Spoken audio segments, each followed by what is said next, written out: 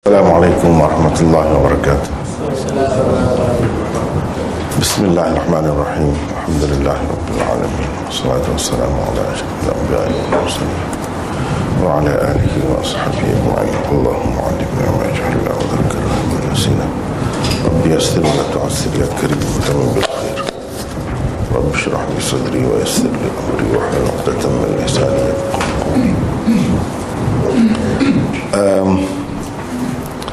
Saya mohon maaf kerana tak sempat siapkan nota, malam tadi pun sibuk, tak sempat siapkan nota, dan ini pun tak boleh kita guna juga. Jadi saya sajalah yang nampak kan. Tuan-tuan perempuan semua tak nampak, sayanglah.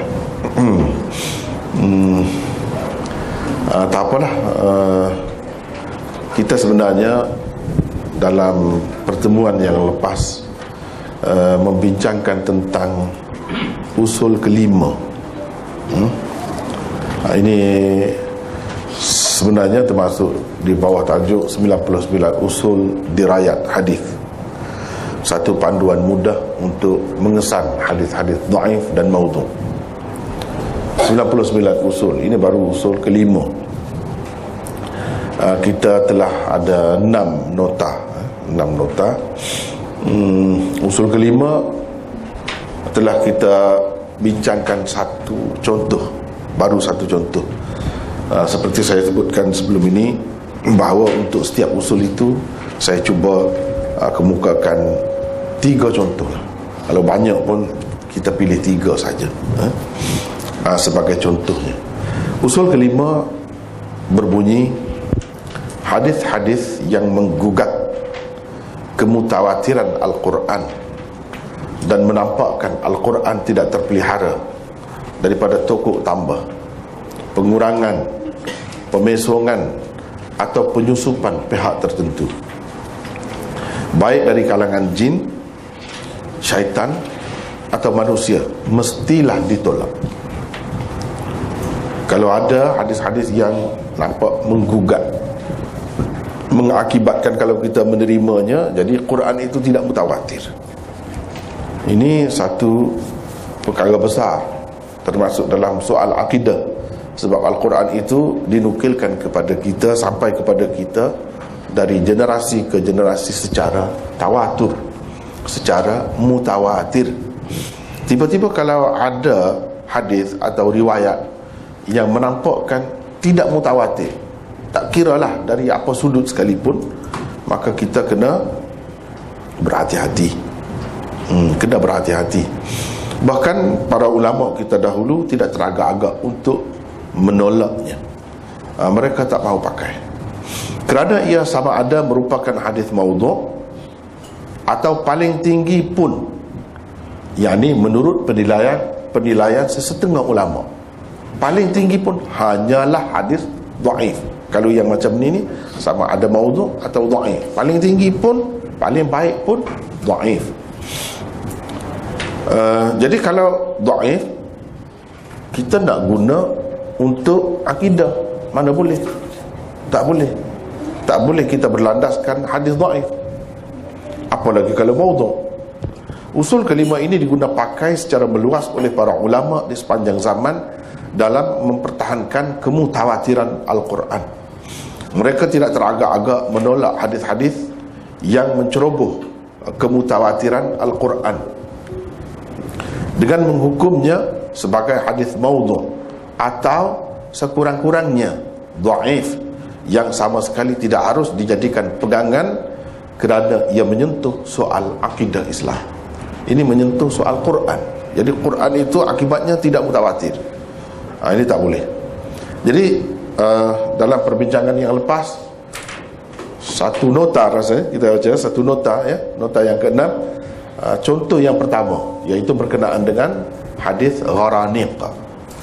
Hadis gharaniq, kononnya Nabi SAW terbaca 2 ayat yang mana dalam salah satunya ada tersebut perkataan gharaniq. Tersebut perkataan gharaniq. Jadi itu sebenarnya tidak ada dalam Quran. Yang ada pada kita ni Kalau diterima itu bermakna sekurang-kurangnya 2 ayat telah kurang daripada Quran. Telah kurang daripada Quran.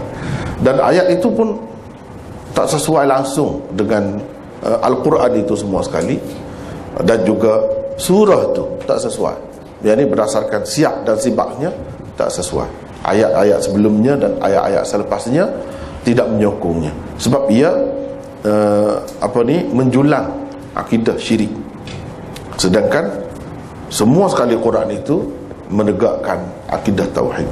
Jadi kita telah bincangkan tentang tentang contoh yang pertama. Hari ini insya-Allah kita akan bincangkan tentang contoh yang kedua. Contoh yang kedua tidak kurang pentingnya dan perlu diketahui oleh kita semua, betapa usaha-usaha jahat ini sentiasa dilakukan, dilancarkan oleh musuh-musuh Islam untuk menimbulkan keraguan umat, khususnya, dan keraguan manusia semuanya, supaya jauh daripada Quran, tidak mempercayai Al-Quran sebagai sebuah kitab yang mutawatir. Bahkan Al-Quran ini sama nasibnya dengan kitab-kitab suci yang lain. Tak ada asli, tak ada asli. Jadi yang ada ni yang tak cukup ataupun yang telah ditekuk tambah. Ini satu perkara yang bahaya. Kalau kita melihat kepada akidah Syiah, ajaran Syiah, memanglah dia ada satu akidah tahriful Quran. Itu tak kiralah dia, kalau bila kita sudah keluarkan dia daripada Islam, selesailah masalahnya. Tetapi yang sebenarnya masih banyak lagi bertaburan di sana sini di dalam kitab-kitab kita yang dianggap sebagai kitab-kitab yang muktabar. Jadi bila ada di dalam kitab-kitab macam ni, ia menimbulkan semacam keraguan dan perlu diselesaikan, diperjelaskan dengan sebaik mungkin. Kalau tidak, dia akan menjadi tanda tanya lah. Mula-mula tanda tanya, lama-lama timbul keraguan, lama-lama mungkin menolak. Itu paling bahaya. Wal'iyadzubillah, kita berlindung dengan Allah daripada keadaan macam tu. Jadi ini mendedahkan umat kepada macam-macam lah keadaan yang buruk. Yang paling teruk ialah mungkin sampai ke peringkat riddah, murtad, wal'iyadzubillah, atau mungkin memilih satu cara yang lain. Seperti mana saya beberapa kali sebut sebelum ni, Syekh Hussein Habsyi, seorang ulama terkenal di Indonesia, ribuan muridnya, dia pilih Syiah akhirnya kerana ragu, kerana didapatinya di dalam ajaran Ahlus Sunnah wal Jamaah ni tak jelas masalah Quran ini. Itu masalah dia. Jadi dengan sebab itu kita rasakan perlu perkara ini diperjelaskan dengan sebaik mungkin. Yang kedua, contoh yang kedua, ini contoh yang kedua saya nak bagi, yang mana hadisnya itu menurut sesetengah ulama bahkan sampai ke peringkat sahih, diterima sebagai sahih. Ini kalau dari sudut riwayat, ialah kalau kita terima pendapat dia, sahih lah, walaupun ramai lagi yang lain mempertikaikan. Tetapi sekarang ni sampai ke peringkat sahih, itu bukan dhaif lagi, bukan maudhu' lagi. Yang dikemukakan sebagai alasan itu adalah hadis-hadis yang dikatakan sahih. Itu cukup mencabar, cukup mencabar. Jadi contoh yang kedua ialah kedudukan surah Al-Falaq dan An-Nas sebagai sebahagian daripada Al-Quran. Adakah suatu yang disepakati para sahabat? Itu bertanya, soalan. Atau surah Al-Mu'awwidhatain, dua surah untuk umat ini jadikan, bacakan sebagai ayat-ayat pelindung, ayat-ayat pelindung. Dua surah yang terakhir di dalam Quran yang ada ini. Jadi adakah ia suatu yang disepakati oleh para sahabat tentang ia adalah sebahagian daripada Al-Quran, atau mereka masih lagi berbeza pendapat tentangnya? Ini satu perkara yang bahaya. Sesetengah riwayat menunjukkan kedua-dua surah ini bukan sebahagian daripada Al-Quran. Imam Ahmad, Al-Bazzar, At-Tabarani, Ibnu Mardawai, Abu Ya'la, Abdullah bin Ahmad bin Hanbal, Al-Humaydi, Abu Nu'aim, Ibnu Hibban dan lain-lain muhaddithin dengan sanad-sanad yang berlainan di peringkat bawahnya. Di peringkat bawahnya ada antaranya sahih jika dilihat dari sudut sanad semata-mata, meriwayatkan bahawa Abdullah bin Mas'ud, seorang sahabat utama Rasulullah sallallahu alaihi wasallam, seorang sahabat yang sangat terkenal, bukan sahaja tidak memasukkan dua surah tersebut ke dalam mushafnya. Dia ada mushafnya sendiri, mushaf Abdullah bin Mas'ud. Dia tak mahu masukkan dua surah itu dalam mushafnya. Malah beliau sendiri dilaporkan berkata, jangan kamu memasukkan ke dalam Al-Quran sesuatu yang bukan Al-Quran. Jadi sesuatu yang bukan Al-Quran itu apa? Kononnya dua surah tu. Jadi macam mana dua surah tu? Kan sekarang ni ada semua Quran mana-mana pun. Kalau bukan Quran macam mana? Dan ini adalah riwayat daripada Ibnu Mas'ud. Kalau Syiah kata senang kita tolak, daripada kitab-kitab Syiah. Ni kalau dalam kitab kita macam mana? Di sinilah kita kena faham, hadirin dan hadirat sekalian, kena faham betapa pentingnya usul dirayat hadis, dan betapa para ulama kita telah mengguna pakainya sekian lama. Dengan memakai kaedah itu mereka tolak mudah saja. Kamu katalah bawa lagi banyak lagi pun tak kisah. Ini kepentingan usul dirayat. Sebab itu kita perlu perkenalkan, popularkan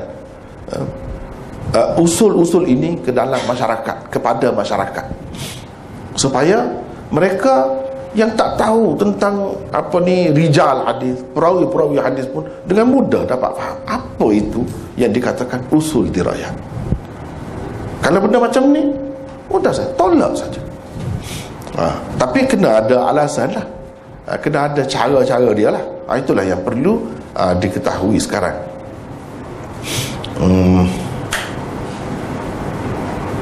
Dia kata jangan kamu memasukkan ke dalam Al-Quran sesuatu yang bukan Al-Quran.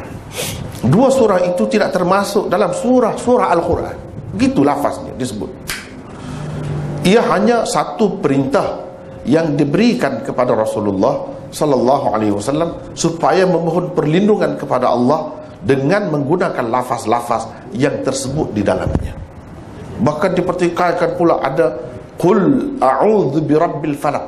Itu perintah Tuhan yang sebenarnya yang sepatutnya digunakan untuk perlindungan itu a'udzu birabbil falaq saja.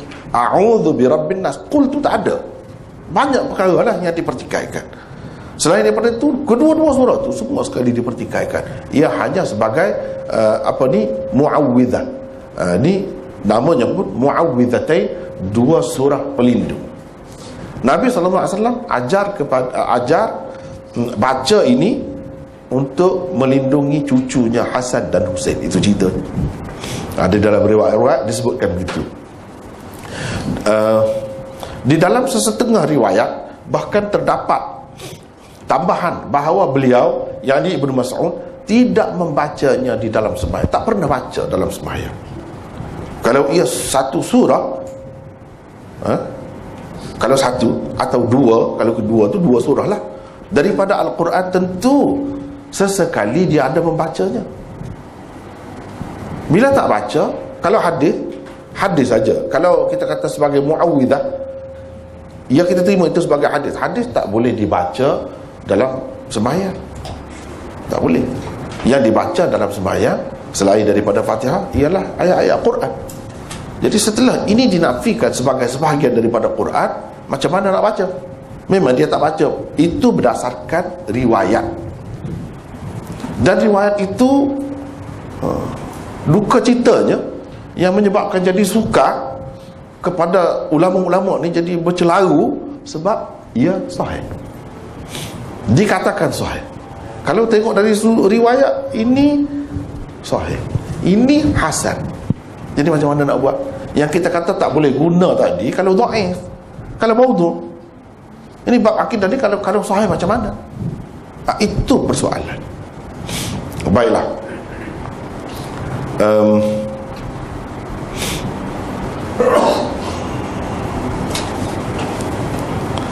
Saya nak bacanya antara contohnya yang kita dapat di dalam kitab-kitab kita Ahlussunnah wal Jamaah sendiri, dan kitab-kitab yang mu'tabar juga. Jadi kita kena fahamlah terlebih dahulu apa yang dikatakan mu'tabar itu adalah secara keseluruhan, bukan setiap satu yang tersebut di dalamnya itu mu'tabar dan boleh dipakai, semuanya sahih, diterima oleh ulama. Jangan percaya begitu.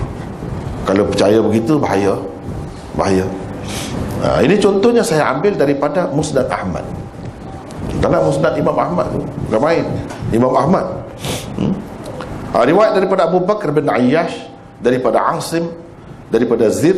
Dia kata, saya kata kepada Ubay bin Ka'ab, sahabat Nabi SAW. Zir bin Hubaysh kata, saya kata kepada Ubay, Abdullah, yakni Ibnu Mas'ud, yaqulu fil mu'awwidhatain, pendapatnya tentang dua surah ini, dua surah mu'awwidhah ini, Qul a'udzu birabbil falaq dan Qul a'udzu birabbin nas ini, apa dia kata? Jadi kata begini-begini. Jadi Ubay pun kata, kami pernah tanya Rasulullah sallallahu alaihi wasallam dahulu tentang kedua-dua surah ini. Faqala qila li, maka Nabi kata, dikatakan kepada saya. Faqultu fa ana aqul kama qala, dikatakan kepada saya, maka saya pun katalah seperti mana dikatakan. Begitu sebagaimana dikatakan. Jadi hadis ini dihukum sahih, tapi isnad ini secara keseluruhannya dihukum sahih, tapi berdasarkan sanad ini, oleh kerana adanya Abu Bakar bin Ayyash dan dia Al-Asadi Al-Kufi Al-Muqri, dan ada Asim bin Bahdalah, iaitu Asim bin Abi Najud, salah seorang imam lah dalam qiraat itu, qari, salah seorang qari daripada 7 qiraat itu yang dianggap mutawatir.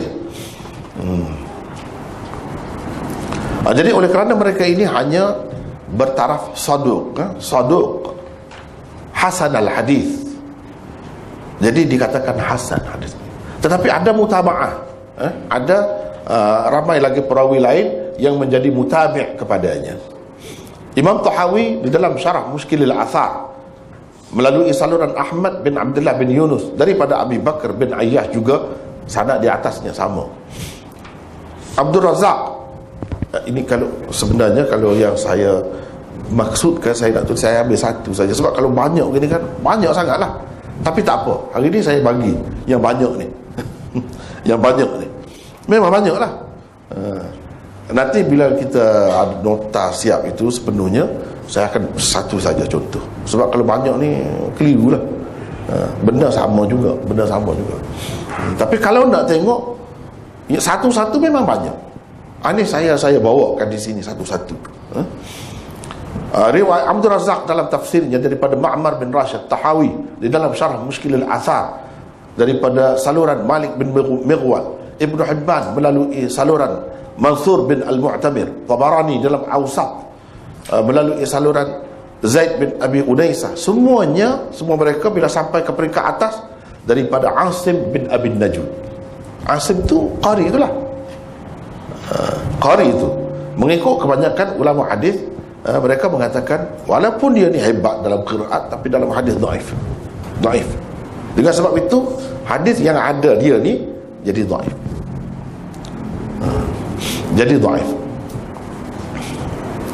Di dalam Ibnu Hibban ada tambahan kisah nasakh di dalam surah Al-Ahzab itu. Surah Al-Ahzab itu ada berapa ayat dia tanya? Ada 30 lebih. Beberapa? Jawab dia kata tidak. Dia surah Ahzab ini lebih kurang sama panjang dengan surah Baqarah. Itu ada tambahan itu. Jadi ke mana perginya? Jadi mengikut kaedah Ahlussunnah wal Jamaahnya dikatakan mansukh. Ini yang terima kaedah mansukh, itu dia kata mansukh lah. Itu cara dia, penyelesaian dia. Masalah kaedah mansukh ni pun satu perkara yang perlu diteliti juga, perlu dibincangkan secara khusus juga, tentang nasakh ini dalam Quran ini. Sebab banyak perkara yang menimbulkan keraguan pula kalau tak kena gaya lah, tak kena gaya, jadi begitu. Di dalam Musnad Ubay bin Ka'ab, Tabarani di dalam Mu'jam Kabir, dan dalam Awsat melalui saluran Ismail bin Muslim Al-Makki daripada Sayyar bin Abil Hakam, daripada Zir bin Hubayy, daripada Ibnu Mas'ud, bahawa Nabi SAW su'ila an hatainil as-suratain, ditanya tentang dua surah ni. Faqala, dia kata sama seperti riwayat Ubay tadi, faqala qila li, dikatakan kepada saya, faqultu, maka saya pun katalah, faqulu kama qultu, kamu katalah seperti yang saya kata. Kata Tabarani selepas itu. Jadi itu perlu kita jelaskan kemudian, apa makna dia kata kamu katalah seperti saya kata. Yang dikatakan saya ini menyokong yang mana sebenarnya. Ini satu perkara yang mengelirukan, ditarik ke sana, sepatutnya tarik ke sini. Tak apalah, itu nanti kita bincangkan kemudian. Tabarani selepas mengemukakan hadis itu mengatakan, la yurwa an Ibn Mas'ud illa min hadzal wajhi, tidak ada diriwayatkan daripada Ibnu Mas'ud melainkan melalui saluran ini. Maaflah, jadi kalau kita bincang tentang riwayat ni kadang-kadang menjemukan, menjemukan. Tapi nak sebut ni benda ni banyak ada. Orang ramai hanya meriwayatkannya daripada Zir bin Hubayy, daripada Ubay bin Ka'ab, itu saja, bukan daripada Ibnu Mas'ud. Kami berkata Ismail bin Muslim yang terdapat di dalam sanad Tabarani itu, ini dhaif, jadi tak boleh kita terima ini.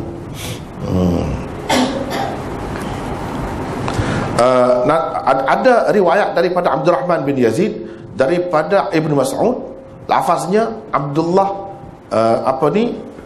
yahukku, hakka yahukku ni macam kita kata menanggalkan, macam dengan pisau ke, tanggalkan.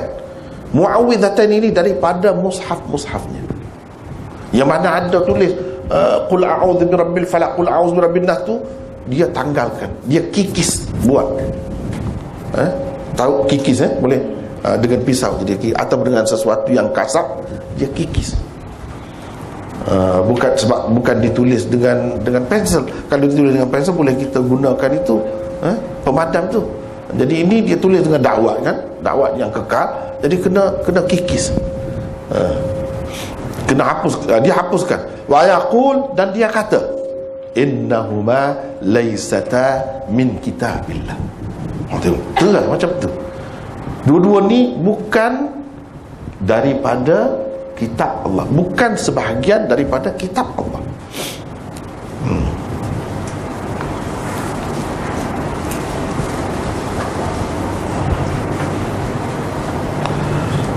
Dan banyaklah yang disebutkan oleh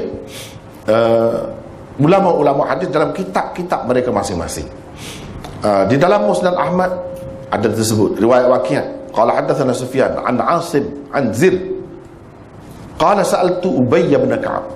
Kalau dalam banyak-banyak riwayat yang ada Zir itu sebenarnya di bawah dia ada Asim, itu dibuat. Kalau ada macam di sini memang ada Asim, itulah Asim bin Abi Najud, yang mana hafaz menerima qiraatnya dan bawa ke bawah dalam ilmu qiraat. Hafaz muridnya yang bawa ke bawah daripada Asim itulah. Boleh dikatakan kebanyakan orang baca berdasarkan qiraat Asim melalui riwayat hafaz Asim itulah. Sebab itulah satu perkara yang saya ingat kalau kita baca kitab-kitab rijal hadis, satu perkara yang kena ingat, iaitu ulama-ulama kata hampir-hampir tidak ada perawi yang bernama Asim melainkan dia bermasalah. Dia adalah perawi dhaif. Ikutlah nama Asim mana, dia ada masalah. Tapi kita dapati tidak semua juga begitu, kan. Tapi walau bagaimanapun mereka ada sebut begitu, ada sebut. Dia kata, saya tanya, Zir kata, saya tanya Ubay bin Ka'ab daripada tentang Muawwidhatain, faqala sa'altu Nabi sallallahu alaihi wasallam, seperti tadi.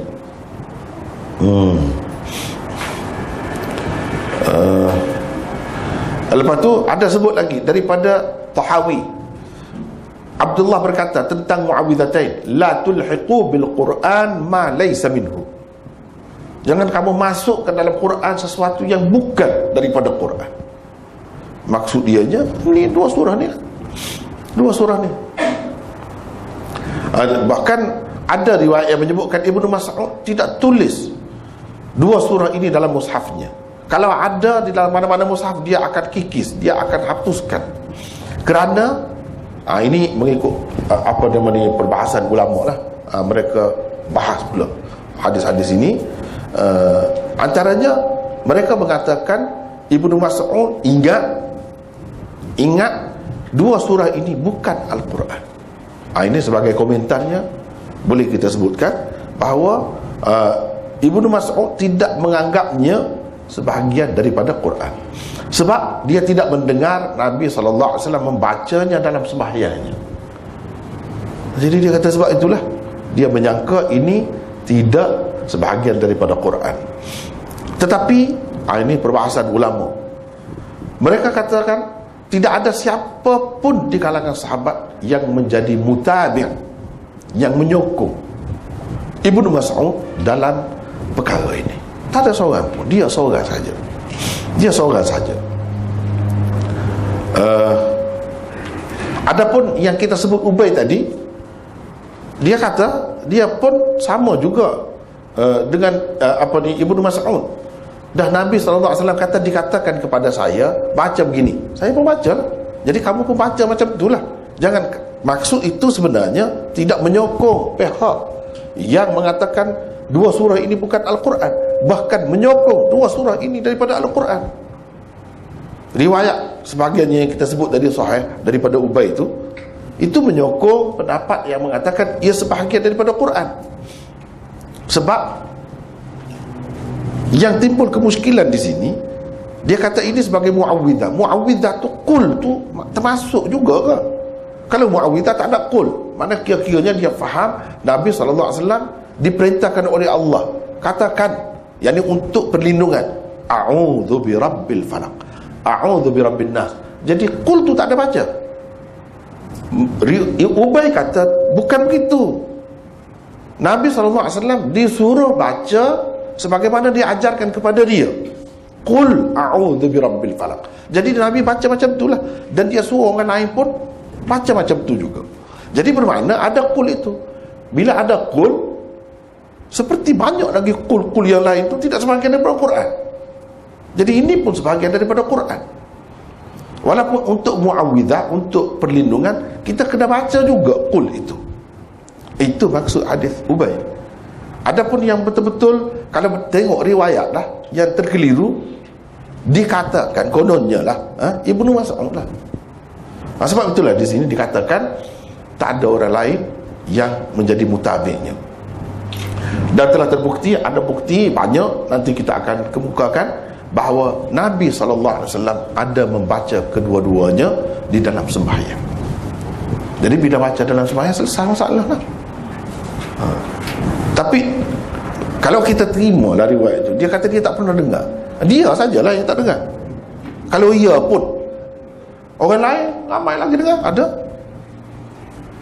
Tapi benda ni menasabah ke, masuk akal ke Ibnu Mas'ud tak tahu. Itu masalah. Itu dari sudut dirayahnya. Agak sukar untuk kita terima Ibnu Mas'ud tu tak tahu. Dan kalau dia tak tahu pun, tak apalah, orang lain ramai lagi, kenapa dia tak mau ikut? Kenapa dia berkeras dengan pendapat dia tu sampai tidakkah jadi mengelirukan macam ni? Dan jadi tidak mutawatir lah. Jadi sebab ada yang tidak setuju. Betul ke Ibnu Mas'ud begitu? Ini benda yang tak masuk akal. Dengan sebab itu ramai, ini komentar lagi, kalau kita nombor 2, 1, 2 seperti biasa kita buat begitu kan. Jadi ramai ulama mengatakan ini bohong, dusta atas nama Ibnu Mas'ud. Ya sebenarnya. Tetapi kalau kita tengok setengah-setengah sanad dia tu ada yang sahih. Jadi macam mana kita nak buat? Kita kena ingat, ini kaedahnya. Quran adalah mutawatir. Hadis ini paling tinggi, kalau kata sahih pun ahad. Sesuatu yang ahad tak boleh nak lawan mutawatir. Dan hadis itu sahih hanya kalau kita tengok dari sudut perawi dia saja. Kita kena tengok pula apa yang ulama kata, apa ta'rif hadis sahih. Dia mesti tak boleh ada illat, dan dia mesti tidak syadz, selain daripada perawinya itu thiqah, perawinya itu dhabit. Jangan tengok itu saja, perawi ini thiqah, memanglah betul, tapi ia ada illat ke tidak, ada masalah ke tidak? Ada masalah banyak, sebab ia bercanggah dengan sekian ramai sahabat-sahabat. Mereka itu orang yang adil. Kalau katalah Ibnu Mas'ud ni adil, memang kita terima begitu. Dia seorang bercanggah. Jadi ini, dan kita kata sanad ini sahih, itu jadi syadz. Kalau syadz sudah jadi tidak sahih.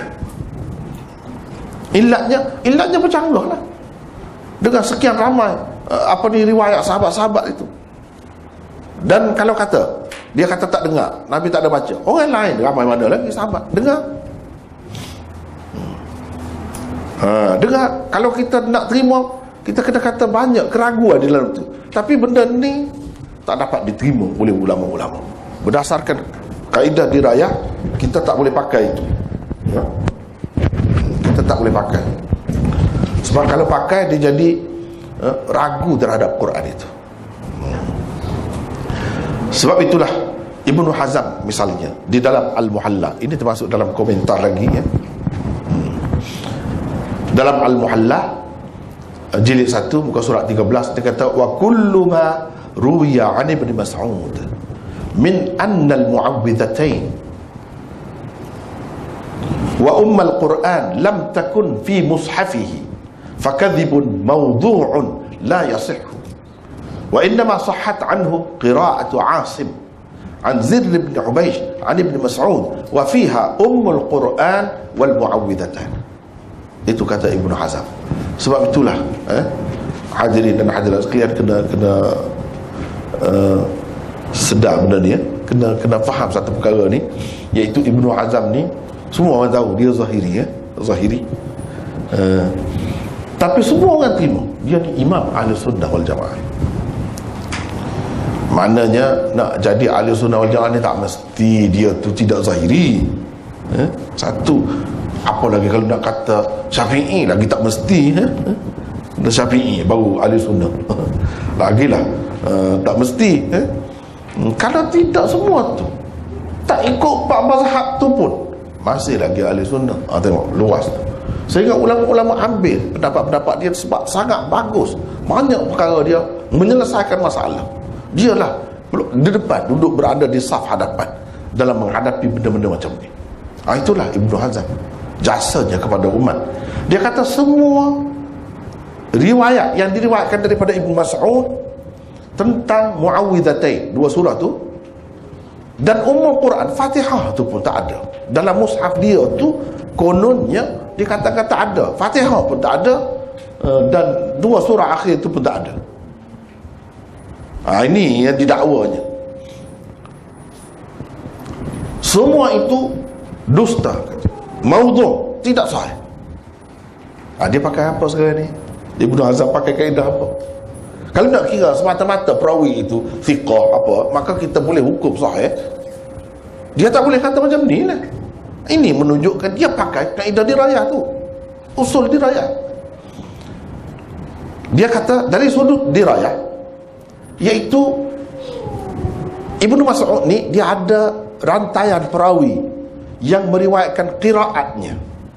Kalau tengok dari sudut ilmu qiraat, Asim yang didakwa di sini meriwayatkan daripada dia bahawa dia tidak terima Mu'awwidhatain itu sebagai sebahagian daripada Quran. Asim itu juga yang mengambil qiraat Ibnu Mas'ud melalui Zir bin Hubaysh daripada Ibnu Mas'ud. Dalam qiraat itu memang ada Fatihah pun ada, dan Mu'awwidhatain, Qul a'udzu birabbil falaq, Qul a'udzu birabbin nas, itu pun ada. Bila ada sudah bercanggah sekarang, sudah bercanggah. Inilah illatnya. Inilah yang dikatakan illat dalam hadis, penyakit dalam hadis yang kadang-kadang tak nampak. Kita jangan ingat penyakit ini yang nampak di luar saja. Jangan ingat begitu. Penyakit tubuh pun tidak begitu. Penyakit zahir jisim kita, tubuh kita pun tidak begitu. Jangan kita tengok yang kena polio kan, stroke itu saja yang kita nampak tu, yang lemah sebelah tubuh dia, itu saja yang sakit. Jangan kita tengok yang luka tu, yang cedera itu saja yang sakit. Berapa ramai orang di luar ni tak nampak sakit, tapi di dalam tu ada sakit. Ada sakit juga. Sama juga dengan hadis-hadis ni. Hadis-hadis jangan kita tengok pada perawi saja. Sebab itulah dalam ta'rif hadis sahih disebutkan ma rawahul adlu ad-dhabit an mithlihi min ghairi illatin wala syudzuzin. Atau lebih kurang macam tu, ta'rif tu ada berbeza sedikit sebanyak, tapi kandungannya benar macam itulah. Hadis sahih ialah ia diriwayatkan oleh perawi yang adil, lagi dhabit, daripada perawi seumpamanya, dalam keadaan tidak ada di dalamnya sebarang illat. Apa illat? Itulah illat yang kita sebut tadi. Dan tidak ada syudzuz. Itu istilah, dua istilah. Illat, dikatakan Asim meriwayatkan, Ibnu Mas'ud buang ini, kata tidak Quran dua surah ini. Bahkan dalam setengah-setengah riwayat yang lain, termasuk Fatihah, itu pun bukan Quran, tak ada dalam mushaf dia. Sedangkan kalau tengok dalam ilmu qiraat yang diterima orang sebagai mutawatir daripada Asim itu juga sampai kepada Ibnu Mas'ud juga ada pula. Sekarang ni yang orang terima riwayat hafaz daripada Asim itu ada ke tak ada? Ada kan? Dah ada. Bermakna ini bercanggah. Ini mungkin fitnah terhadap Asim tu. Fitnah terhadap Asim. Mungkin ulama-ulama tengok benda-benda macam ni lah yang dikatakan Asim tu dhaif. Hakikat yang sebenarnya mungkin, ini dari segi kajiannya, mungkin dia tidak pun saja orang kaitkan dengan dia, maka cemarlah jadi nama dia. Orang tak hormat lagi kepada dia, padahalnya bukan dia pun. Buktinya itu. Ini kata Ibnu Hazm. Imam Nawawi dalam Syarah Muhadzab, ini tokoh-tokoh ulama kita. Kalau kita nak kata semata-mata dia tengok zahir sanad itu, mesti dia kata sahih juga seperti orang lain. Tapi kenapa ditolak? Mudah saja. Kamu bawa lagi lah yang macam ni, pun kami tak terima. Sebab apa? Dia bercanggah. Syudzuz, tadi ilat syudzuznya berapa ramai ni sahabat ni, sahabat-sahabat ni, berpuluh ribu, beratus ribu, semuanya terima. Macam mana kita nak pakai dia seorang? Ini kalau kita terima dia ni bagus, seorang tak ada masalah, memanglah kita terima begitu. Ibnu Mas'ud, kalau perawi lain pun begitu juga. Bila dia bercanggah dengan perawi lain yang kuat juga, jadi dia riwayat dia tu jadi syadz. Bila syadz, dia tidak sahih lagi, dia jadi dhaif. Jadi dalam riwayat ini, riwayat-riwayat seperti inilah, ada illat, ada syudzuz. Dua perkara ini menyebabkan hadis itu walaupun perawinya kuat, tidak sahih. Apa kata Imam Nawawi dalam Syarah Muhadzabnya? Ajma'al muslimun ala anna al-mu'awwidhatain wal Fatihah wa sa'ir as-suwar al-maktubah fil mushaf Qur'anun, wa anna man jahada syai'an minhu kafara, wa ma nuqila 'an Ibn Mas'ud fil Fatihah wal mu'awwidhatain batilun laysa bi sahihin anhu. Itu kata Imam Nawawi. Berapa abad selepas daripada Ibnu Hazm, sama juga. Kita datang berapa abad kemudian, sama juga. Cuba tengok apa dia kata. Ijma' orang-orang Islam bahawa dua surah di akhir Quran, Mu'awwidhatain itu dan Al-Fatihah, begitu juga sekalian surah-surah yang lain yang tertulis di dalam mushaf yang ada dengan kita ini, Quran.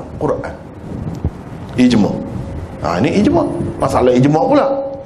Dan orang-orang yang menafikan mana-mana daripadanya adalah kafir. Jadi kafir bukan main-main, sebab ini masalah akidah ni, Quran ni. Sebab mutawatir lah. Jadi sekarang ni sudah kita utamakan, letak di atas yang ahad daripada mutawatir. Tak boleh macam tu, tak sepatutnya begitu. Itu bercanggah dari segi kaedah. Dan apa yang dinukilkan daripada Ibnu Mas'ud tentang Fatihah dan Mu'awwidhatain itu batil, karut, kata dia, tidak sahih daripada Ibnu Mas'ud. Ini fitnah semata-mata. Kadang ada berapa banyak kita baca tadi dalam kitab-kitab hadis tu, takkanlah Imam Nawawi tak tahu. Dia tahu. Itu cara menilai. Sebab bagi saya nampak senjata yang paling hebat mereka gunakan, paling berguna, ialah menggunakan usul dirayah. Itu sebenarnya usul dirayah.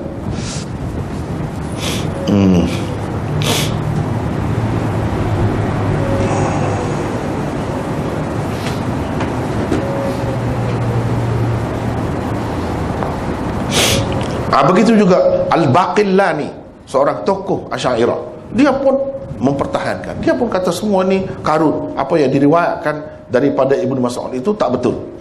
Dan orang-orang yang mendakwa Ibnu Mas'ud menafikan ini sebagai Quran, yang diturunkan sebagai Quran, dan orang-orang yang bawa riwayat-riwayat, dia gugurkan, buangkan dua surah ini daripada mushafnya, dia kikis dan hapuskan. Begitu juga dia tidak memasukkan Al-Fatihah di dalam kitab, di dalam mushafnya. Semua ini tak benar. Tengok Baqillani, ramai lagi yang lain begitu sebutnya.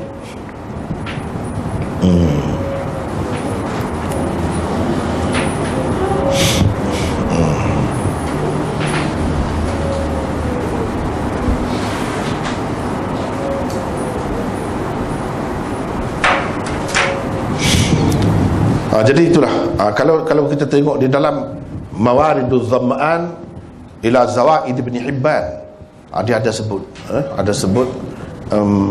hadis yang sama juga yang tadi. Kalau nak kira dari segi hadis, dari segi zahir, dia tengok zahir, memang ada yang sahih, ada yang hasan. Umpamanya di dalam Zawaid Ibn Hibban ini, dengan sanad dia sebut Muhammad bin Al-Husain bin Mukarram bil Basrah qala hadatsana Dawud bin Rushayd qala hadatsana Abu Hafs al-Abbar an Mansur an Asim ibni Abi Najud. Asim itu juga di situ juga. Sebab itu ahad sebenarnya hadis ini, dia tidak mutawatir. Jadi tak boleh nak lawan hadis ijma' tu. An Zir bin Hubaysh, dia kata saya bertemu dengan Ubay bin Ka'ab, saya pun kata Ibnu Mas'ud kikiskan dua surah Muawwidzatain itu daripada mushaf yahukku al-Muawwidzatain min al-masahif wa yaqul, dan dia kata innahuma laysata min al-Quran, ini bukan Quran. Fala taj'alu fihi ma laysa minhu, jangan masukkan dalam Quran apa yang bukan Quran. Tengok jelas sama macam tu. Kata Ubay, qila li Rasulillah faqala lana, dikatakan kepada Rasulullah. Jadi Rasulullah SAW pun ajar kami begitulah. Fa nahnu naqul, kami pun kata begitu. Ini yang saya sebut tadi. Kata tu maknanya Rasulullah ajar tu dengan qul, bersama-sama. Ini menunjukkan dia Quran. Kalau tidak Quran, apa perlunya kata qul itu? Tak perlulah untuk berlindung bila kata kamu kata macam ni, kamu kata macam ni. Kita pun kata yang dia kata macam ni itulah, bukan ulang pula kamu kata macam ni. Apa maknanya? Begitu. Tapi kalau Quran, sebab ini bukan disuruh kepada Rasulullah, semua kena baca macam tu.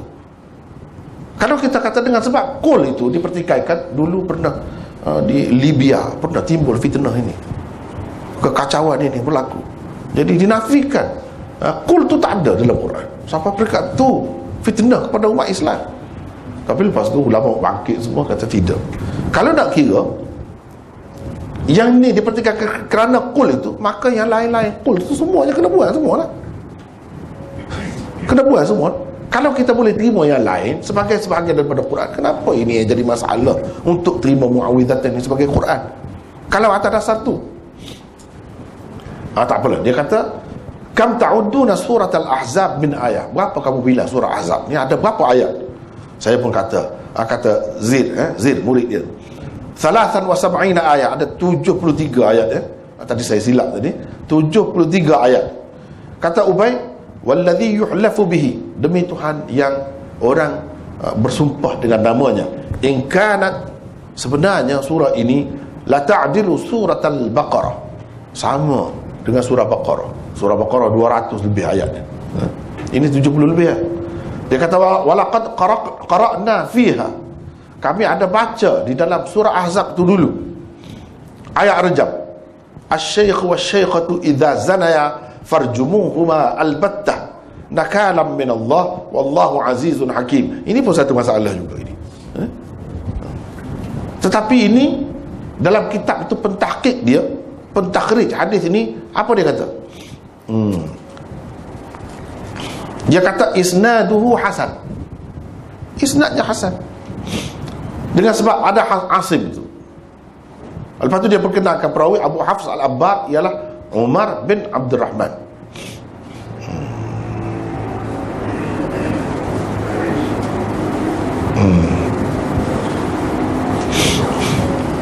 Baiklah.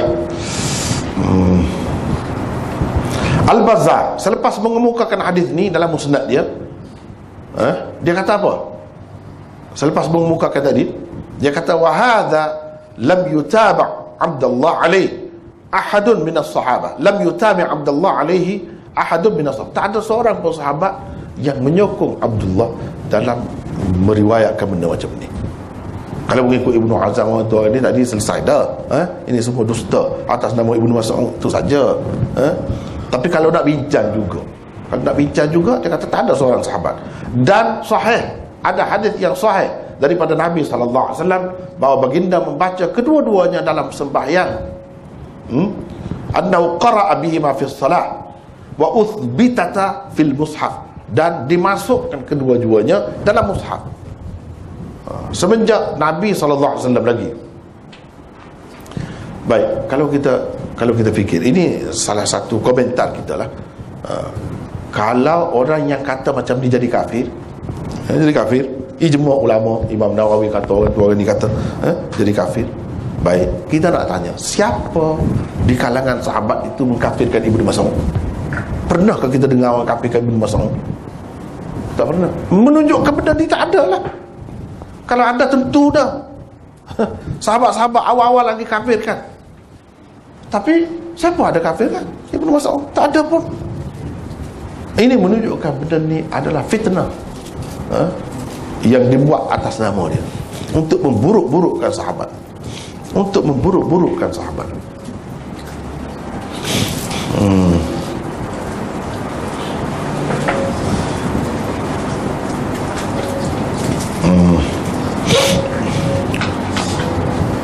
banyaklah ya kalau kita tengok.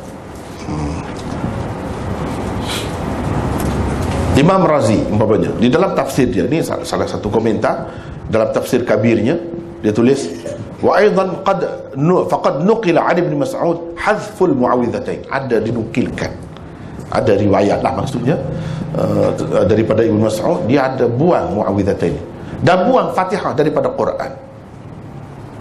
Wa yajibu alaina ihsanu dhann bihi. Kita kena bersangka baik terhadapnya. Dia kata kalau nak terima pun cuba cari jalan takwil supaya selamat dia. Kena sangka baik dengan kita mengatakan, satu, dia telah meninggalkan pendapat dia, innahu raja'a an hadzal madhhab. Itu satu. Kalau kita andaikan saja memang dia berpendapat begitu, setelah dia dapat tahu daripada sahabat-sahabat lain, dia tarik baliklah. Itu saja, selesai masalah. Dia tarik baliklah. Satu. Yang kedua, ada riwayat yang menunjukkan kenapa dia tidak masuk ke dalam mushaf dia. Ada riwayat yang menunjukkan kenapa dia tidak masukkan ke dalam mushafnya. Sebab kata dia, benda ni semua orang ingat, macam Fatihah. Kalau saya nak tulis, kata dia, nescaya saya akan tulis di setiap awal surah. Sebelum surah kita tulis Fatihah lah. Sebab kan dalam sembahyang, sebelum baca surah, baca Fatihah dulu. Siapa tak ingat? Orang Islam. Jadi oleh kerana benda ni memang semua orang ingat, dia rasakan tak perlu surah Fatihah dan mu'awwidhatain itu. Tapi ini alasan untuk nak melepaskan Ibnu Mas'ud yang bagi saya rapuh, tak kuat. Yang lebih baiknya kita tolak saja, buang. Tapi itulah alasan orang yang cuba nak terima. Dia kata sebab ni hadis sahih dan hasan, kalau boleh kita janganlah tolak mudah-mudah begitu. Baguslah cara dia, itu sikap yang cermat, bagus. Tapi cuba kita tengok tadi, munasabah ke macam ni? Orang lain pun yang masukkan surah Fatihah dan mu'awwidhatain ini, dia tahu juga, orang ingat. Tapi kenapa dia tak buat seperti Ibnu Mas'ud? Takkan dia tak sedar benda tu? Jadi dia masuk tu kenapa? menunjukkan kalau Quran kena masuklah, kena masukkan. Dan ini orang yang cuba nak membela Ibn Mas'ud, nak sangka baik kepada dia supaya dia tidak tercemar, maka mereka katakan begitu. Tapi kalau begitu pun tak sesuai.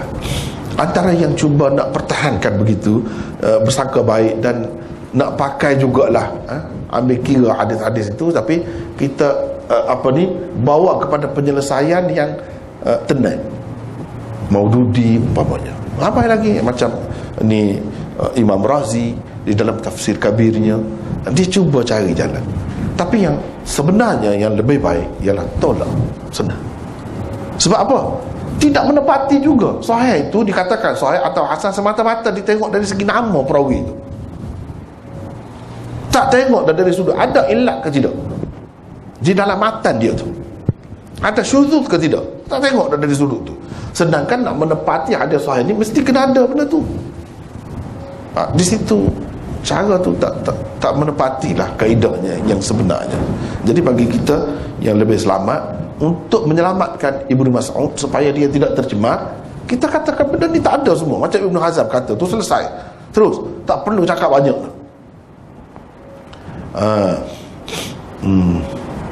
Hafiz Ibnu Hajar juga berpendapat begitu. Dia kata kita cuba cari jalan, jangan tolak mudah-mudah. Itu bagus. Pandangan dia, maksud dia tu bagus, supaya tidak mudah orang nak ketepikan hadis sahih tu bila diperakui sebagai sahih. Tetapi macam tadi lah, Hafiz Ibnu Hajar juga termasuk antara yang berpendapat begitu. Walau bagaimanapun, Hafiz Ibnu Hajar kata ijma' tentang kedua-duanya minal Quran ghaniyatun an takallufil asanid bi akhbaril ahad. Hafiz Ibnu Hajar berkata begitu juga. Dalam keadaan dia cuba nak jaga jugalah, jangan sampai mudah-mudah orang kemudian hari jadi menolak hadis-hadis yang sahih. Dia kata ijma' menunjukkan kedua-duanya daripada Al-Quran, tidak memerlukan lagi kita menyibukkan diri dengan sanad-sanad yang datang melalui khabar ahad ini. Tak perlu. Ijma' mengatasinya. Ijma' sahabat. Kalau ada Ibnu Mas'ud itu tak kira.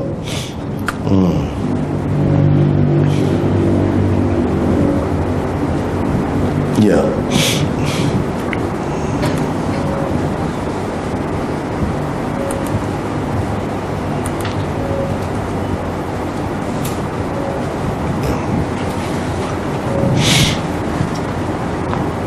Sekarang ni saya nak kita nak tengok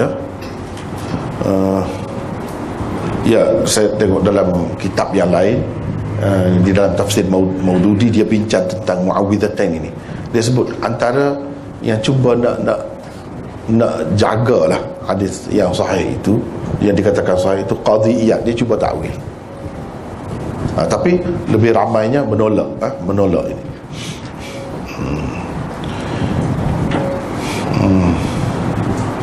Ibnu Hazm, Fakhruddin Ar-Razi, Imam Nawawi terus dengan jelas mengatakan ini dusta dan benda yang karut dikaitkan dengan Ibnu Mas'ud.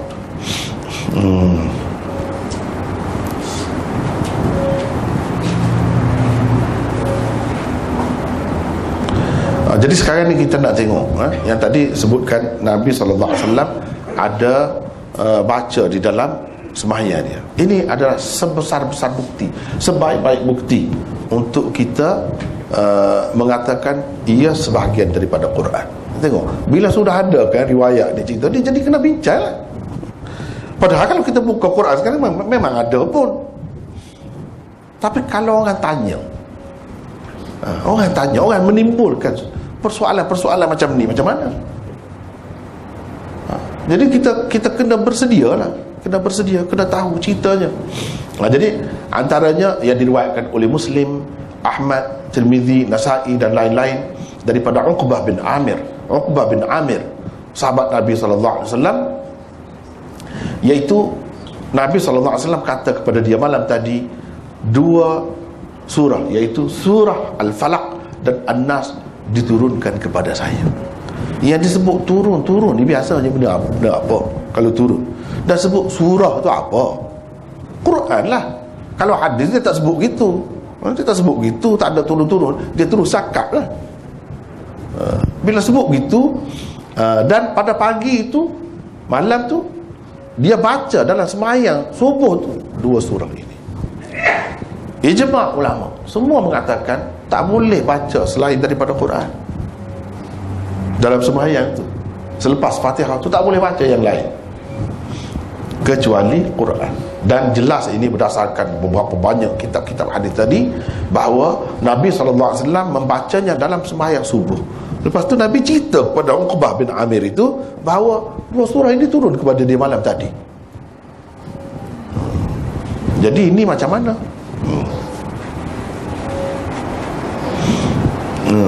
Dan berdasarkan riwayat Ibnu Hibban, ada tambahan kepada hadis tadi. Nabi SAW kata, kalau boleh janganlah 2 surah ini terlepas daripada kamu untuk membacanya dalam sembahyang. Macam tu. Jadi apa makna ni semua? Sampai Nabi kata begitu. Bukan dia saja baca, dia kata kepada sahabat dia ni, Uqbah ni, kalau boleh janganlah surah ini terlepas daripada kamu. Kamu bacalah juga surah ini di dalam sembahyang kamu. Sa'id bin Mansur meriwayatkan daripada Mu'adz bin Jabal bahawa Rasulullah SAW membaca 2 surah ini dalam sembahyang subuh. Jadi apa cerita tadi? Kalau Ibnu Mas'ud kata ini bukan Quran, macam mana Nabi boleh baca? Ini sudah bercanggah dengan sekian banyak hadis-hadis yang lain. Sesuatu hadis itu baru kita boleh kata sahih kalau dia tidak bercanggah. Ini bercanggah dengan yang lebih ramai lagi di beberapa orang sahabat. Dah tentu dah ini Quran baru dia boleh baca dalam sembahyang. Ini satu perkara yang perlu diperhatikan.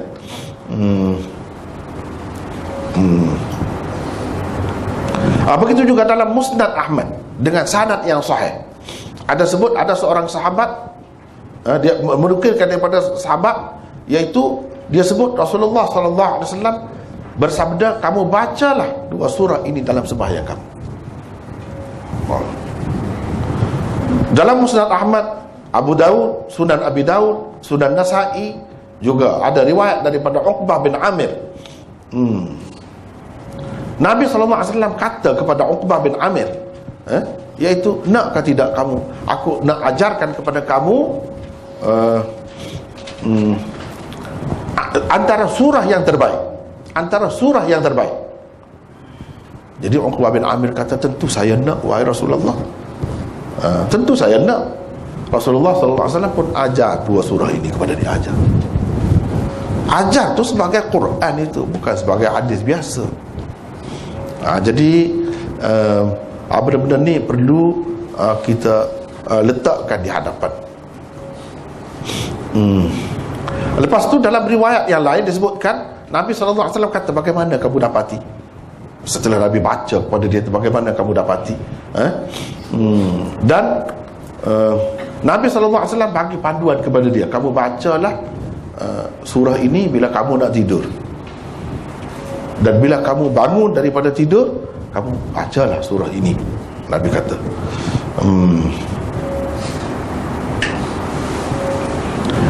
Dan di dalam Musnad Ahmad, Abu Daud, Tirmidzi, Nasa'i disebutkan riwayat daripada Uqbah bin Amir juga bahawa Rasulullah SAW setiap lepas sembahyang dia baca surah ini bersama-sama dengan Qul huwallahu ahad.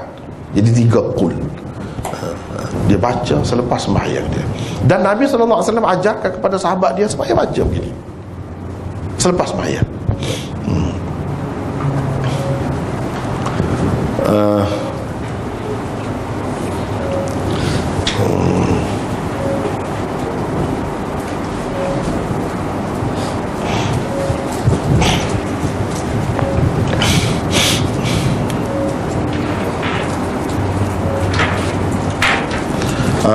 Dalam riwayat yang lain, riwayat Nasa'i dan Ibnu Mardawi dan Hakim, ada riwayat yang lain. Pernah Uqbah bin Amir juga, setengah-setengah orang dia pertikaikan. Ini cerita ni sembahyang subuh Nabi SAW baca, dia kata Uqbah bin Amir saja riwayat. Tak kena macam tu, tak kena. Tadi kita sudah sebut dah daripada Mu'adz bin Jabal dan sahabat-sahabat yang lain. Tapi banyak peristiwa bacaan 2 surah ni ada kaitan dengan dia, itu tidak dinafikan. Banyak daripadanya berkait dengan dia. Misalnya satu ketika tu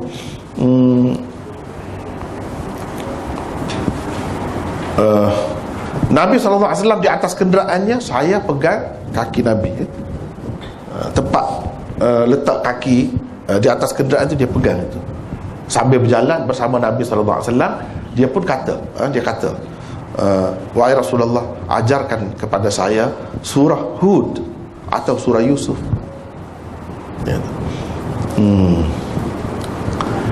Maka Nabi SAW kata kepada dia, wahai hamba Allah, tidak ada yang lebih berguna daripada qul a'udzu birabbil falaq. Dia sebut. Jadi tadi lawan kepada surah Hud, surah Yusuf. Itu Quran ke tidak? Bila dia kata tidak ada yang lebih berguna kepada hamba daripada yang ni, bermakna ini pun surah Quran jugalah. Itulah sepatutnya kita faham. Begitulah.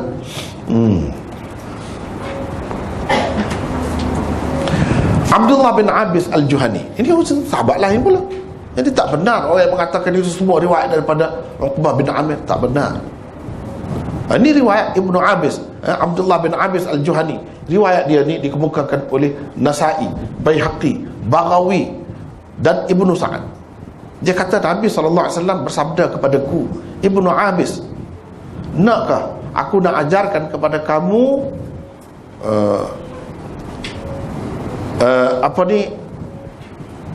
pelindung yang tidak ada pelindung yang lebih baik daripadanya, lebih afdal daripadanya. Saya kata Abdullah bin Abis, tentulah saya nak wahai Rasulullah sallallahu alaihi wasallam. Maka Nabi sallallahu alaihi wasallam pun baca qul a'udzu birabbil falaq hingga akhirlah, dan qul a'udzu birabbin nas. Ini dua surah ini dia. Dua surah. Dia sebut dua surah. Surah-surah ni disebut surah ni sebagai Quran lah. Tak pernah dia kata hadis ni sebagai surah. Mana-mana hadis dia, berapa banyak hadis kan kita baca, ada ke dia kata surah? Ini di dua surah. Ini juga menunjukkan bahawa ia sebahagian daripada Quran. Dan apa yang tersebut dalam riwayat Ibnu Mas'ud itu bercanggah dengan sekian banyak hadis-hadis yang lain. Dan riwayat sahabat bukan Uqbah bin Amir seorang sahaja yang menceritakan tentang Muawwidhatain ini, tapi berapa ramai lagi sahabat-sahabat yang lain.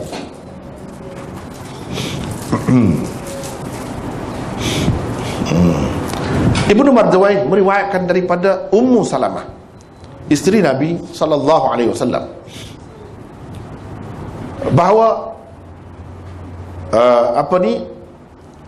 ada riwayat daripada Ummu Salamah bahawa tidak ada yang lebih menarik, lebih disukai daripada dua surah ni oleh Nabi SAW. Tidak ada yang lebih disukai oleh Nabi daripada dua surah ini, iaitu qul a'udzu birabbil falaq dan qul a'udzu birabbin nas. Ini riwayat Ummu Salamah pula, isteri Nabi SAW. Jadi tidak ada yang lebih Nabi suka dari sudut, kita kira Quran itu sama lebih kurang kan, suka dari sudut ia ni boleh dijadikan sebagai pelindung untuk kita menyelamatkan diri kita, sebagai benteng kita. Maka tak boleh nak lawan dengan dua surah ini. Inilah yang Nabi SAW lebih berkenan, lebih suka. Bermaknanya kalau nak banding dengan yang lain-lain, nak yang ringkas untuk menyelamatkan diri kita daripada gangguan ke apa, macam inilah, ini ringkas. Walaupun ada juga hadis tentang surah Baqarah juga sebagai pelindung, tetapi itu panjang kan nak baca tu. Jadi ini sebagai satu pilihan yang diberikan oleh Nabi SAW kepada umatnya, iaitu yang ringkas, dua surah ini. Dan kalau kita tengok apa yang berlaku kepada Rasulullah SAW bila baginda disihir kan, bila disihir, maka Jibril bawa surah ni juga, suruh baca. Dan setiap dibaca satu ayat itu dibuka buhulan ataupun ikatan dalam sihir terhadap satu benda yang diikat-ikat di situ, dan dibaca sihir itu dilemparkan dalam satu telaga. Telaga tu airnya merah teruk sangatlah, menakutkan telaga tu, dan diletakkan di bawah batu. Diletakkan di bawah batu dalam telaga tu.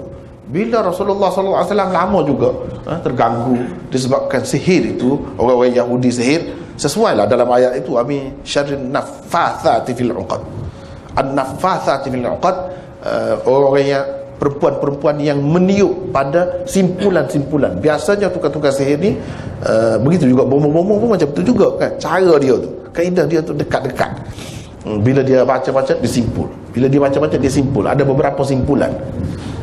Uqad itu mana, uqdah tu simpulan lah. Bila dia baca dia simpul, ataupun dia simpul dulu dia baca, ikutlah. Tapi begitu caranya. Bila begitu tak tahu apa cerita ni, Jibril dan Mikail datang. Cerita ni apa cerita dia ni, sakit kata dia. Kenapa dia dibuat, orang buat dia, kemudian macam mana buat, di mana, atas apa, lalu dicari. Nabi SAW pergi dengan sahabat tu pergi, dan Nabi SAW suruh keringkan telaga itu dan cari. Ini semua ni kalau tidak seorang Nabi susah lah. Kita kata jadi pergi bawa, memang begitu, memang ada di bawah. Dalam telaga tu ada air tu merah menakutkan. Dan bila pergi ambil, ada di bawah batu. Diceritakan oleh Jibril di sana-sana ambil. Bila ambil tu, Jibril ajarkan kepada Nabi SAW supaya baca, dan setiap baca satu ayat buka simpulan. Bila selesai baca tu macam lega Nabi SAW. Ini juga maknanya sebagai panduan, pedoman kepada kita untuk sihir apa semua ni, elok dibaca juga surah ini. Sebab surah inilah, dua surah inilah yang melepaskan Nabi SAW daripada kejahatan musuh itu, sihir itu. Maknanya surah ini selain daripada dia Quran, dua surah ini, ia juga adalah doa atau jampi untuk melepaskan seseorang atau diri kita sendiri daripada sihir, daripada sihir. Itulah faedahnya.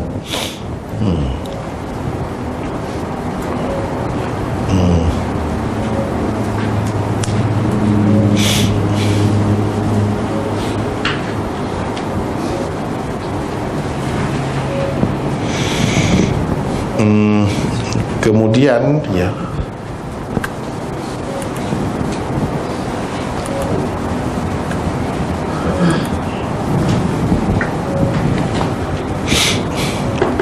saya nak sebut tadi, disebutkan oleh Ibnu Hazm secara ringkas bahawa riwayat itu bercanggah dengan qiraat yang dinukilkan daripada Asim. Jadi sekarang ni kita nak kemukakan beberapa saluran riwayat daripada Asim kepada Ibnu Mas'ud. Semuanya menyebutkan dan mengajarkan ada dua surah ini sebagai sebahagian daripada Al-Quran. Iaitu itu memang jelas bagi orang-orang yang terima ilmu qiraat ini, ada 10 yang mutawatir. Qiraat Asim memang sepakat itu termasuk dalam qiraat 7. Mana lagi kuat lagi lah, lagi banyaklah salurannya.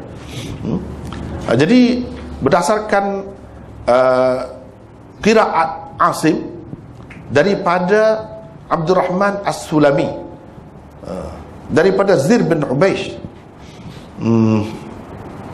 dan dinukilkan juga daripada Abu Amr Asy-Syaibani. Ketiga-tiga mereka ini meriwayatkan daripada Ibnu Mas'ud. Begitu juga Hamzah dalam qiraat dia daripada Alqamah, Al-Aswad, Ibnu Wahab, Masruq, Asim bin Damrah, dan Harith juga menukilkan daripada Ibnu Mas'ud juga. Itu saluran yang lain. Saluran yang lain dalam qiraat Kisai, Khalaf, dan lain-lain juga ada sanadnya sampai kepada Ibnu Mas'ud. Kemudian Khalaf itu ada pula, tak apalah ini tak apa. Kita tengok semuanya sepakat menyebutkan ada dua surah itu sebagai sebahagian daripada Al-Quran. Dan begitulah yang dinukilkan generasi demi generasi. Kalau kita nak lihat dari sudut sanad qiraat pun memang benda tu ada. Jadi sekarang ni riwayat Ibnu Mas'ud tu sudah bercanggah dengan riwayat dia sendiri yang diterima oleh qari-qari itu. Jadi bermakna kita kena tolaklah riwayat itu tolak. Antara ulama tadi sebut ada beberapa orang di sini, ada sebut dalam kitab ni, saya tengok dalam kitab ni ada Imam Nawawi, tadi ada dah Ibnu Hazm, Imam Razi, Abu Bakar Ibnu Al-Arabi, antara yang menolak terus. Tak payah tengok dah, tak payah hiraukan sanad dia, terus tolak saja, ini dusta. Dan Allamah Bahrul Ulum Abdul Ali, seorang tokoh ulama besar di India, dia ada tulis kitab Fawatihur Amud dalam usul fiqh, dan ramai lagi yang lain. Mereka ni semua menolak tu semua.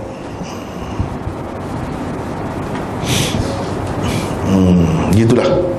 Jadi saya rasa hanya sekadar itulah untuk ini.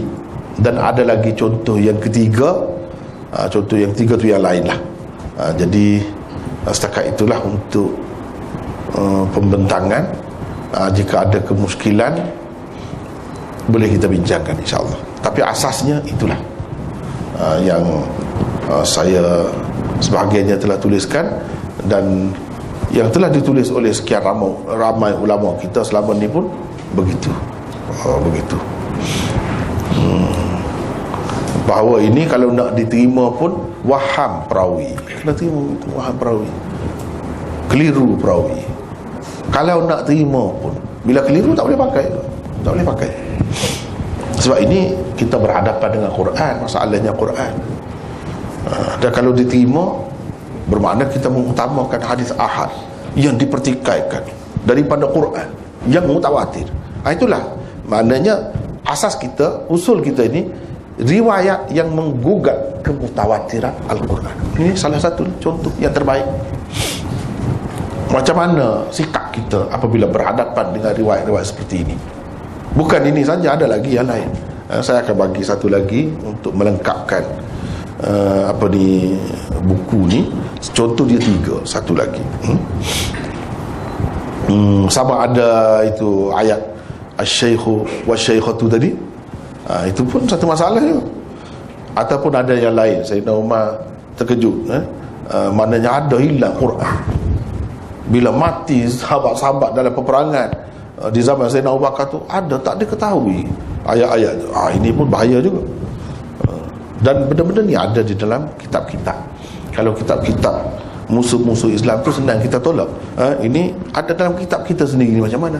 Dengan sebab itulah kita umat Islam, khususnya yang terpelajar, mesti sangat penting sangat menggunakan kaedah-kaedah ni. Barulah kita dapat hasil yang betul-betul bersih, betul-betul baik, berguna, tidak mengelirukan. Kalau tidak, macam-macam boleh berlaku lagi. Walaupun dalam kitab-kitab kita pun, dalam kitab-kitab kita pun kena pakai kaedah lah. Kaedahnya antaranya yang saya sebut tadi lah. Itulah kaedahnya. Dan yang terutamanya ialah kaedah dirayat, usul kelima. Jelas kan, nampak bercanggah dengan kemutawatiran tu, menceroboh kemutawatiran Quran itu jelas.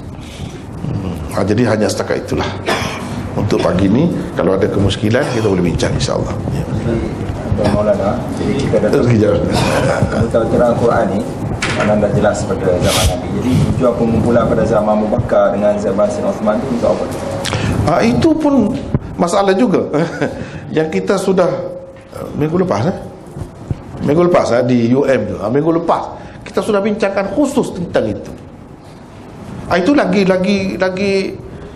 dahsyat lagi. Sebab apa ada dalam Bukhari? Ada dalam Bukhari, ada dalam kitab-kitab utama tu lagi dahsyat. Kalau tadi dalam Bukhari tak ada lah, dalam Bukhari.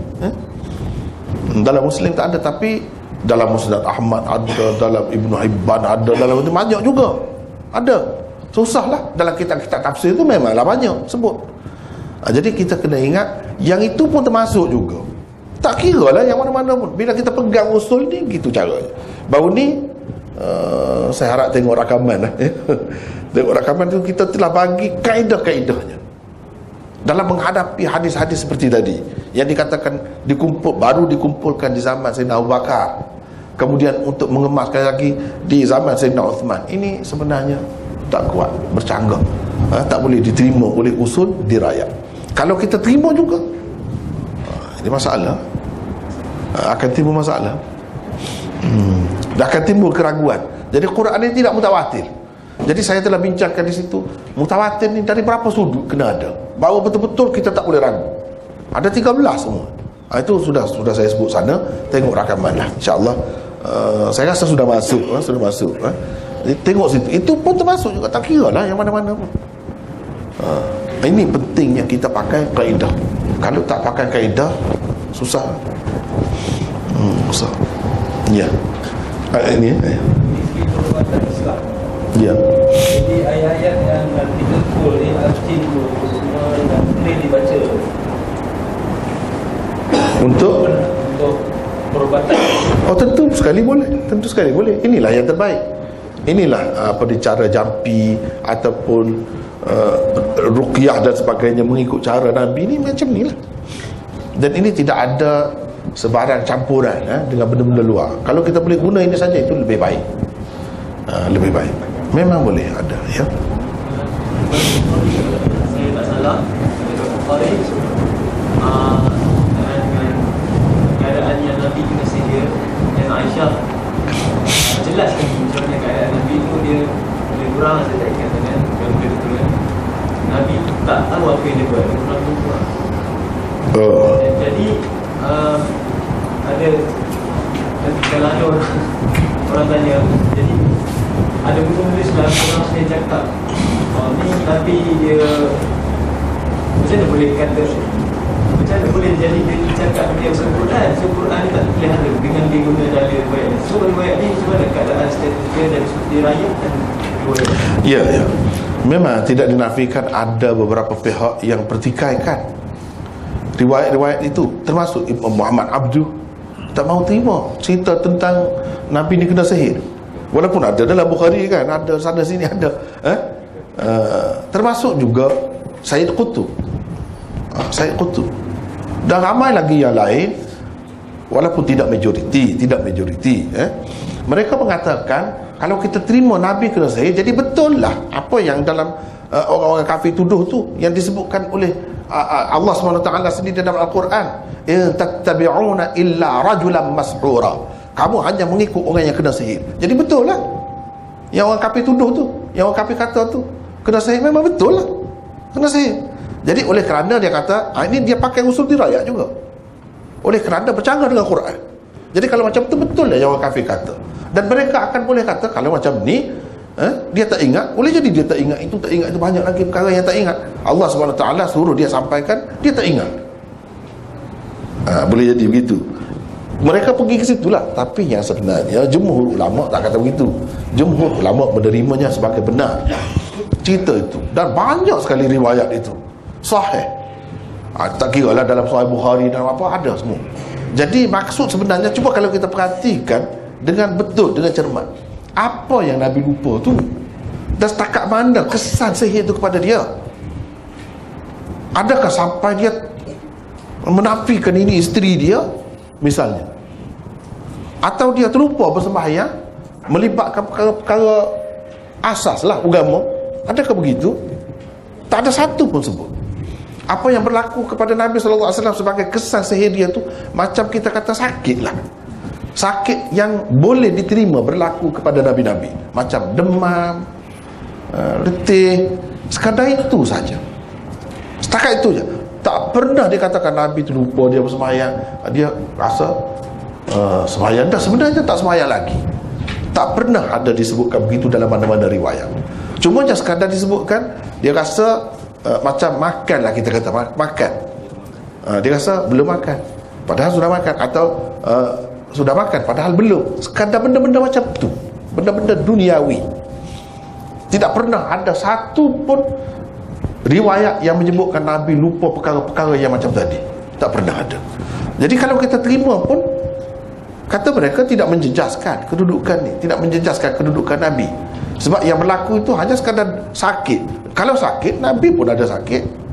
Kalau dia lapar, dia pun ada. Kalau dia sedih, dia pun ada. Ini termasuk dalam sifat manusia, boleh berlaku sekadar itu. Cuba buktikan, kata mereka, mana ada riwayat yang sahih yang menunjukkan sampai Nabi itu lupa terhadap tanggungjawab dia. Tak ada satu pun.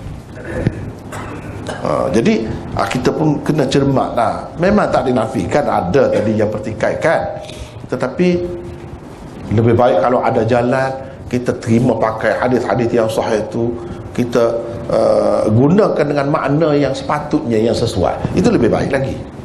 Macam saya sebut tadi lah, sekadar itu boleh terima lagi. Jadi in tattabi'una illa rajulan mashura, yang orang kafir kata tu sahir, dia kata kepada Nabi itu bukan pada ketika tertentu, sepanjang masa dia tuduh Nabi ini sebagai tukang sihir, sebagai penyair dan sebagainya, yang mana mereka tu kata semua ini hasil sihir, syair, padahal mereka tahu sihir itu macam mana. Dan Nabi kena sihir, bukan masalah tukang sihir. Jadi puak tu kata, golongan satu lagi, ini masalah kena sihir, bukan tukang sihir. Tukang sihir itu memanglah mereka pun tak terima, tapi kena sihir, jadi betul lah. Jadi kalau kita terima betul, apa masalahnya? Kalau ia hanya sekadar penyakit biasa, kalau penyakit itu teruk sampai menjejaskan agama, itu tak mungkin berlaku. Dan tak ada riwayat pun yang menyebut begitu. Sekadar tadi saja, sekadar tadi saja. Itu pun bukanlah lama, sekadar nak menceritakan bahawa Nabi ini bukan Tuhan, satu, bahawa dia itu manusia, bahawa seorang Nabi boleh diuji dengan macam-macam, bahawa sihir itu ada kesannya. Kalau Nabi pun sampai macam tu, kuat dah tu. Kalau kita tak tahu lah. Apa yang dikatakan sihir ni macam-macam boleh buat.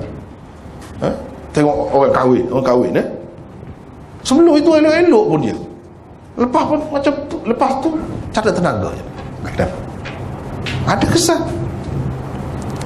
Adakah Nabi SAW diceritakan kesan sihir itu sampai begitu? Dia tak boleh mendekati isteri dia? Ada? Tak ada satu pun. Sekadar tadi ya. Dan ketika dia lupa baca Quran, dia langkah dan dia tersekat, sahabat tak tegur sebab tak tahu lagi tentang tegur-tegur dalam sembahyang, dia tak tahu lagi.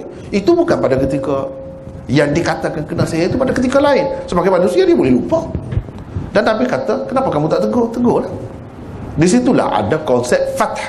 Fath itu makna tegur. Imam yang sedang bersembahyang tu, kita boleh tegur dia supaya dia perbetulkan tempat mana yang dia terlekat, dia boleh sambung. Itu ada sunnahnya. Jadi nak bagi ada alasan itu, ada asal bagi teguran dalam sembahyang itu, maka berlakulah kepada Nabi SAW. Tapi tak pernah kata dia ni sampai tak ada kemampuan untuk bersama isteri dia, tak pernah ada. Sihir itu sampai macam tu. Dulu nampak cantik, ni nampak bodoh saja, nampak macam hantu. Pelik kan?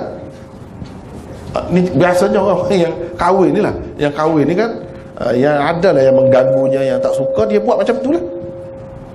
Kadang-kadang sampai ke peringkat ni, orang perempuan kan buat dada dia, payung dada depan kan, duduk di belakang, tak kalut macam tu. Jadi kepada Rasulullah SAW tak ada berlaku semua itu, tak sampai ke situ. Kalau kita terima pun ini sebagai gejala zahir, macam demam, sakit-sakit lain yang boleh berlaku kepada seseorang Nabi. Yang diterima pun sekadar itu, bukan lebih daripada itu. Tapi memang betul, tak dinafikan ada ulama yang pertikaikan. Mereka pertikaikan itu atas dasar usul diraya juga, sebab bercanggah dengan Quran. Dia kata betul lah yang orang kafir kata mashur, kena sihir. Padahalnya kalau kita teliti, kena sihir itu sepanjang masa kah? Dan kesan kena sihir itu setakat mana? Itu yang perlu kita perhatikan dalam hadis. Setakat itu saja diterima, jangan lebih. Jangan kita buat andaian, kalau macam tu dia boleh terlupa Quran, kalau macam tu Allah suruh dia sampaikan, mungkin dia terlupa. Itu andaian saja. Bukti berdasarkan riwayat, berdasarkan hadis yang sahih, itu tak ada. Itu saja ya. Ada lagi yang lain insya-Allah.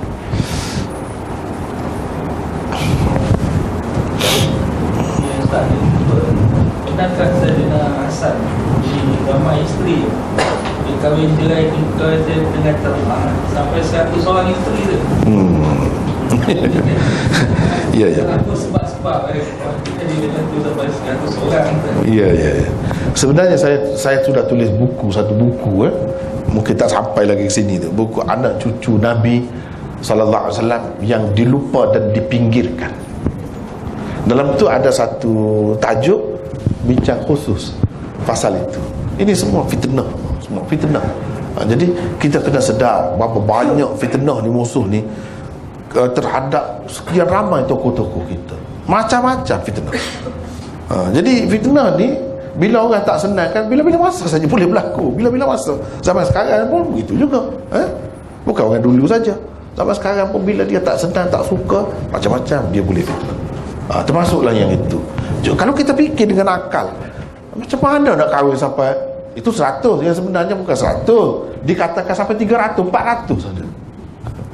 Jadi 400 ni tak ada kerja lain ke dia? Kan dalam ahli sunnah, kita terima dia ahli sunnah, semua ahli sunnah hanya 4 ya dalam satu masa. Boleh kahwin. Kahwin ni maksud kahwin biasalah. Kalau Syiah, dia kata itulah, kita kata dah, ini boleh mut'ah. Jadi Hasan tu secara mut'ah lah. Mut'ah ni dia tidak terhad sampai 4. Dia kata begitu. Itu penyelesaian mereka. Bagi kita, cerita tu sendiri dah tak betul. Mana yang sahih? Mana yang sahih? Tak ada. Kalau kita tengok kepada anak-anak dia, ini semua pakai usul dirayah. Tengok pada anak dia berapa orang. Kemudian disebutkan perangai dia tu sama seperti Nabi. Perangai dia yang mana? Dari segi suka kahwin. Adakah patut cerita-cerita macam ni disebutkan? Dalam Ihya Ulumuddin pun ada benda macam tu. Saya sebut dalam buku tu. Jadi kita kena berhati-hati. Jadi ini bukan sekadar memburukkan dia, memburukkan Rasulullah SAW. Yang sebenarnya ada cerita lah di sebalik itu. Sebenarnya ini fitnah golongan Syiah. Sebenarnya kan Rasulullah ni, lepas Rasulullah, Sayyidina Ali mengikut dia, ganti Rasulullah. Lepas tu anak Sayyidina Ali disebut 2 orang kan, Hasan dan Husain. Hasan tu abang. Sepatutnya Hasan lah jadi imamnya. Ini tidak, Husain jadi imam. Lepas tu imam seterusnya anak cucu Husain. Hasan ni tak ada. Hasan tak ada. Kenapa begitu? Sebenarnya mereka berdendam dengan Hasan. Jadi mereka marah tu secara senyap-senyap, mereka buat cerita nak memburuk-burukkan Hasan. Kononnya kenapa dia tidak layak jadi imam? Sebab dia tahu hanya kahwin, cerai saja, itu saja. Tahu seronok saja. Macam mana nak memimpin kalau macam tu? Itu alasan dia. Alasan yang tersembunyi, yang tersirat di sebalik cerita ini diada-adakan. Sebab Hasan dia tak tahu apa. Dia hanya tahu kahwin, cerai, itu saja. Jadi dengan sebab itu dia tidak layak. Yang sebenarnya dia marah dengan Hasan sebab Hasan berbai'ah kepada Muawiyah. Itu sebenarnya.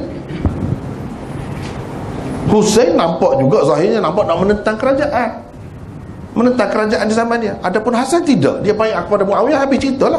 Jadi semua tak laku yang kita kata Muawiyah ni kafir, Muawiyah ni jahat, Muawiyah ni zalim. Zalim macam mana kalau Hasan ni bai'ah dengan dia? Kalau Hasan mengikut akidah orang-orang Syiah, imam ni dia tidak mungkin melakukan salah silap. Dia maksum.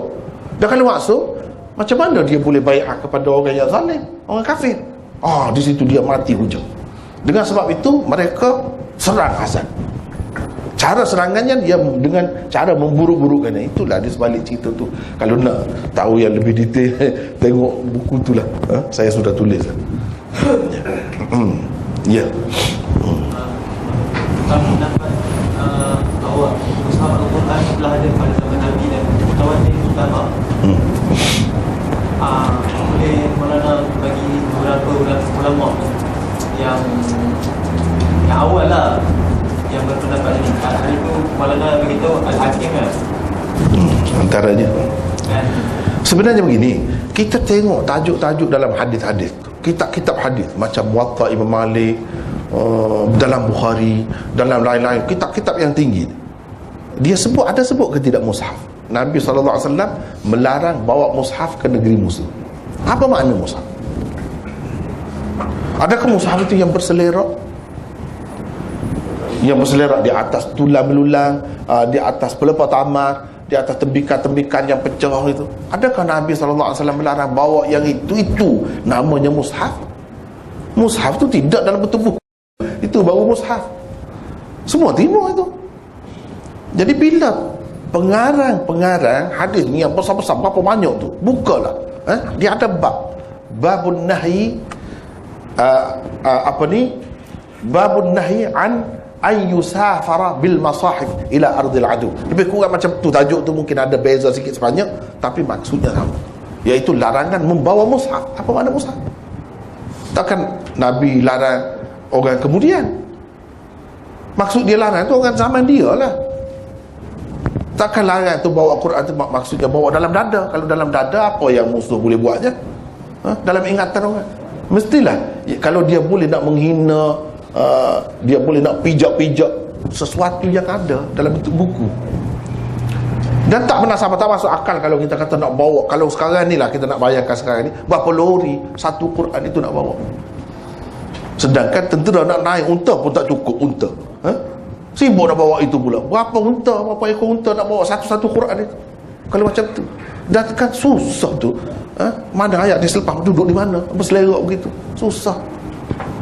Itu dari segi logiknya. Jadi secara tidak langsung bermakna imam-imam kita ni, pengarang-pengarang kitab ni terima begitulah. Itulah maksudnya. Ya. Betul. Itulah masalahnya. Memang betul. Jadi itulah, sekarang ni kita nak jaga siapa yang lebih utama. Nak jaga Bukhari ke atau nak jaga Rasulullah? Nak jaga kemutawatiran Quran itu.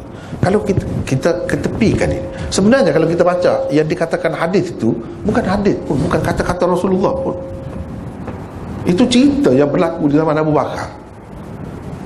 Cuba perhati betul-betul hadis itu. Cuba perhati betul-betul hadis itu. Jadi sekarang ni kalau kita andaikan kita tak pakai lah yang ni, jadi terjejas ke Islam? Bahkan lebih baik sebenarnya. Sebab apa? Sudah terkumpul zaman Rasulullah. Lebih baik, lebih selamat.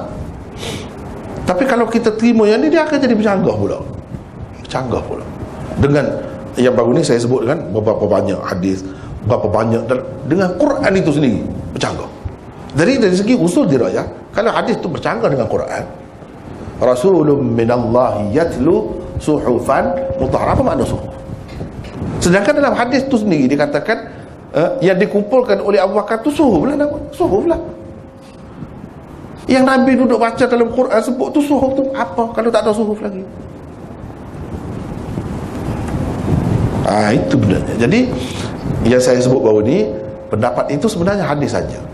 Sedangkan pendapat yang mengatakan sudah terkumpul Quran di zaman Rasulullah, Quran lagi, hadis lagi, logik lagi. Itu. Tapi yalah, macam saya sebut hari itu, kalau orang nak terima juga macam tu, tak kisahlah, silakan. Dalam Bukhari memang betul dia sebut itu. Memang betul. Jadi sama ada kita kata wahab, keliru, ataupun ialah kesilapan, ya, lebih baik lagi daripada kita mengatakan Rasulullah silap, sahabat-sahabat silap.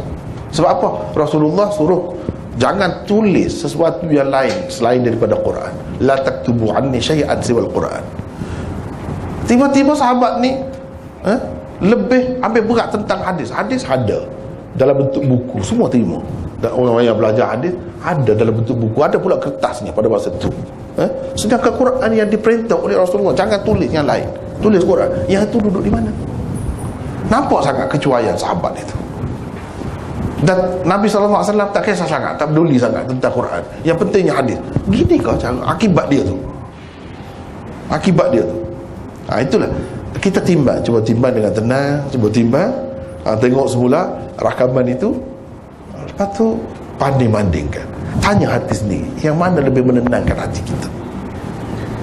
Itulah ya. Ada lagi? Saya rasa setakat itulah yang dulu. Wallahu a'lam.